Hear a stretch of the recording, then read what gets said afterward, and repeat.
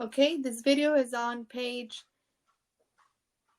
page 6GR 2.1, 6GR 2.1. Okay, and we're going to look at problem number 1. Here we go. It says, find the area of the triangle. So, how do we find the area of this triangle? Well, we use a formula. Area equals 1/2 base times height. So we have the base is always the two lines that are perpendicular to each other. Okay, we know they're perpendicular because of the little box right here. And that means that this part here is the base, and this part here is the height.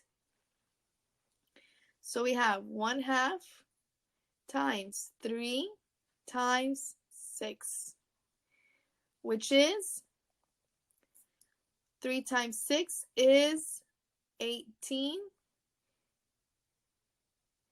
over 2. Now we have to go to our calculator. We're going to put 18 divided by 2, and that gives us 9. So the answer is C, 9 centimeters squared. Okay, let's look at the next one. This one is going to be on problem number 2, which says, what is the area of the triangle in square meters? So again, let's get our formula out. Area equals 1/2 base times the height. We know that the base is where the lines are perpendicular. So the perpendicular comes from the little box.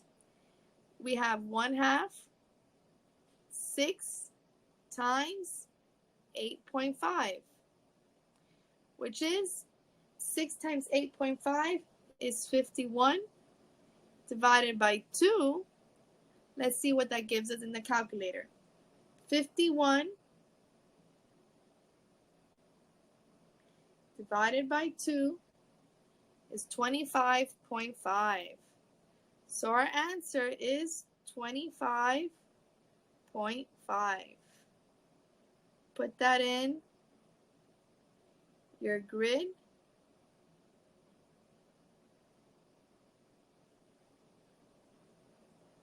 Okay,